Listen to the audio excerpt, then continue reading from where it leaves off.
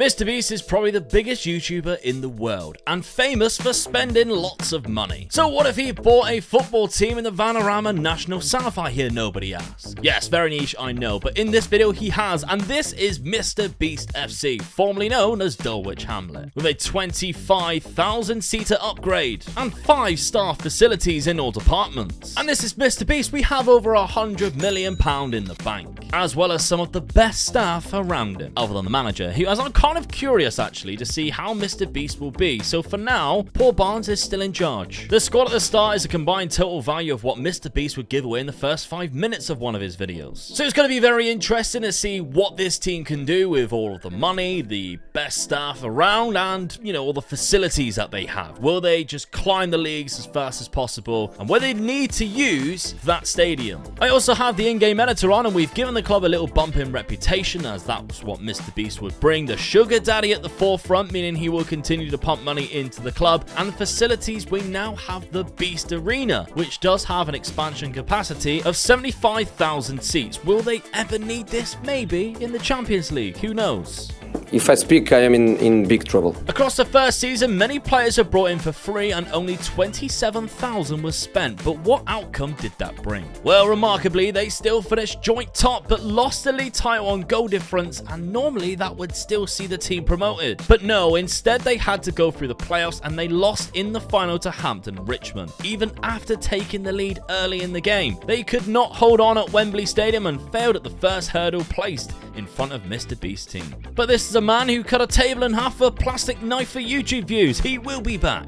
I'm a fighter and not a quitter. A year later and Jimmy will be buzzing, but before we look at the league, I notice former Premier League player Harry Arter is now the captain after moving for a free transfer. So it really is no surprise that Mr. Beast FC has won the league, although it was only by a point, with Southend giving it a really good go. Two things I found interesting is one, that's 21 points more than last season, which is a fair amount, but the second, all 7 games were lost this season 1-0, which is rather bizarre. They actually spend £1.4 million and 700k of that was a left back from Reading. Here are the home attendances for this second season. 11,000 people watched the Palace game, but that was 9,700 Palace fans who got to the stadium. The first round of the cup though was only 180 Burton fans, and that was 7,700, so a big attendance for the FA Cup. And in the league, nearly 3,000 fans were spoilt to a 5-3 classic against Southend. On to the National League it is then. Well, you're not going to go and believe this, but Mr. Beast FC in back-to-back seasons are promoted as champions. An incredible performance, 12 points clear as well. It is still the same manager in charge, and he's been rocking the 4-3-3 with Joe Hugel up top, and there's even a few new gens already in the starting lineup who look fantastic. Obviously coming through our perfect youth system, and some really talented players as well for this level. Not a lot of money was spent on incoming players, and in fact more money was made on transfers out. And yet for the first time ever, Mr. Beast FC will be playing in the Football League in England. First season in the Football League, and Mr. Beast FC find themselves in 10th position. Not bad at all. But if you look at the key employees, there is no manager. After back-to-back league title promotions, Paul Barnes has been sacked. Very harsh considering they were in 10th. I'm stunned. I did a little bit of digging, and by the looks of it, they were playoff bound up until the last few games. And after a really bad January, there was also a below average month in the final month, which led to Paul's dismissal. Still a little bit harsh if you ask me. Attendances look to have increased slightly, including another friendly against Palace where they take 10,000 fans, but there are also some big attendances, and again, the games with 7,000 fans are simply because of massive away support. Take that out of consideration, and the fan base is definitely still growing. Now, we will skip a few years into the future when we need to, but we really need to see what happens in the year 2027. Because Quinton Fortune is the manager of Mr. Beast FC, and in his first season at the club, he took them to a 6th place finish, only a penalty shootout away from promotion. I'll say it again, I've said it before, I really hate that really important games in football are determined, if after extra time it's level, by penalties. I just think it's a roulette, and there's a lot of money on the line. I wish there was a better way. And yes, by the way, that is Louis Barry that was at the club. A fantastic young signing that we have made on a free transfer from Aston Villa. We've also had a stadium sellout at the Beast Arena when we hosted Brighton in the FA Cup, and only 1,250 of the fans were away fans. That's crazy. Well, it took 4 seasons. 4 seasons in League 2 before we got ourselves promoted in the year 2029, just a point off being champions. The man who got the job done is Grant McCann, quite a well-known lower league player and manager, and as you can see, he likes to implement a tiki-taka 4-3-3. Quinton Fortune was given the sack just short of 2 years, and this is Grant's first season. And the value of our players has greatly increased, mainly because of the club captain Tommy Doyle, a fantastic player worth £5 million to £15 million.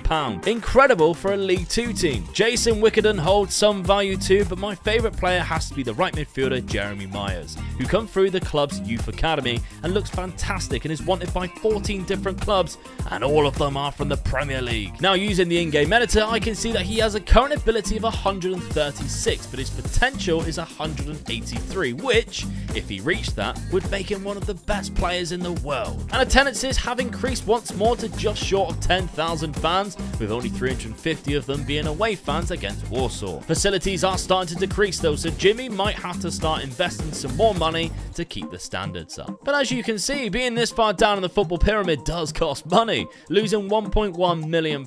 But maybe if they spent more now, like the £8 million transfer budget that they had to get them up the leagues faster, it would actually save them money in the long run, because they aren't really spending much each season, especially for a club that's that rich. So maybe a year later, Grant McCann is thinking he should have spent more at Mr. Beast FC because he's now unemployed. Derek McInnes is the new man in charge since November, and he was just a point and a couple of goals away from saving the team from their first relegation. Oh, you're joking. Attendances are well and truly bonkers this year because 2 games had 20,000 tickets sold, but Charlton were allowed to bring 17,000 away fans, which basically turns that into an away game for us. At the same time, with Millwall, who bought 14.5 thousand fans out of the 19,000. Jeremy Myers did move in the summer to Liverpool for just 500k. Not that the new manager uses wingers anyway. The following season, McGuinness fails to take the club back up, losing in the playoffs to Exeter City in the final, which as a man from Plymouth is very painful to see, so I'm going to need you to subscribe so that I feel slightly better. And that was enough for Derek McInnes to see himself out as he resigned. It took more than 2 seasons and 2 managers for Mr. Beast FC to recover and this time win League 2 as champions. But it's not the biggest bit of news in this experiment for this year, unfortunately, because Mr. Beast has decided to scale down the funding after 10 years of hemorrhaging money. Michael O'Neill is now the current man in charge, which is quite impressive for a League 2 team. And he did it without spending a penny and selling £1.4 million worth of players. Okay, it's now 2037. Mr. Beast FC has existed for 15 years now, and they sit comfortably in the top half of League 1, just missing out on the playoffs. Attendances, other than Charlton and Millwall, which is still broken, have dropped from what I can see. And the man in charge right now is Gareth Ainsworth. But since Michael O'Neill, who was sacked within a year, which again seems a little harsh, there have been a number of different managers and only one made a year in charge. The other 2 managers left short of just 200 days in charge to 2 other clubs. 2040, and you'll be pleased to know we have some stability as Gareth Ainsworth is still in charge,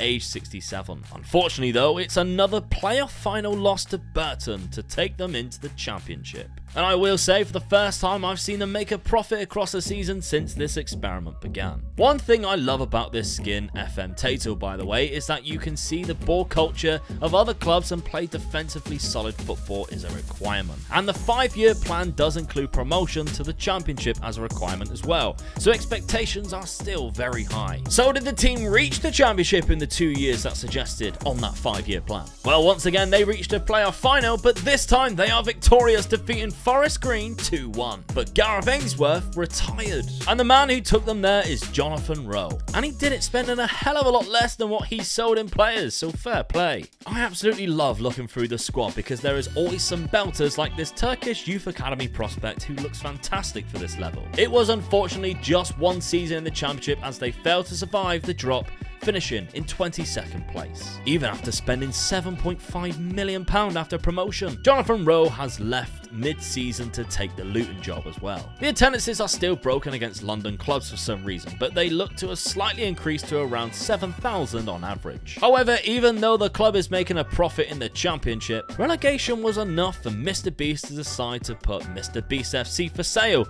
and eventually, after one failed takeover bid, Mr. Beast has left the club and hired within somebody else. It's kind of ironic really that Mr. Beast gave the club away like one of his videos. I must say I am surprised. An unlimited budget, pretty much the best facilities around, and a big stadium to grow a fan base into only brought one season of the Championship. At least there are 3 trophies won though through the league titles, and the record set. Tommy Doyle, the most career appearances, 524. That's impressive. And they now have an underwriter sugar daddy instead of a forefront, so there's still hope for this club to progress through. And I couldn't help it. I wanted to see what happened once Mr. Beast left, so I simulated another 10 years. Well, there have been 2 more changes to who actually owns the club. After Lashley withdrew all funding in 2045, he eventually left in 2050, and Stuart Booty took over the club, which was floated on the stock exchange, and then he left not long after to a man called Brian Martin, who is now in charge. And they are the highest that they have been that we have seen so far, sitting in 10th place in the Championship. And as you can see, a season after we left, they went back up into the Championship and became a bit of a yo-yo club, going up and down twice more, but stayed in the league, finishing 21st, 20th, and even as high as 6th, and they were in the playoffs for the Premier League. And in those playoffs, they lost in the semi-final to Derby, but still was a great attempt. Hope you enjoyed the video. Let me know of anything else you want to try down in the comments section. Make sure you subscribed and check out this video where I stuck Haaland and Mbappe in non-league football.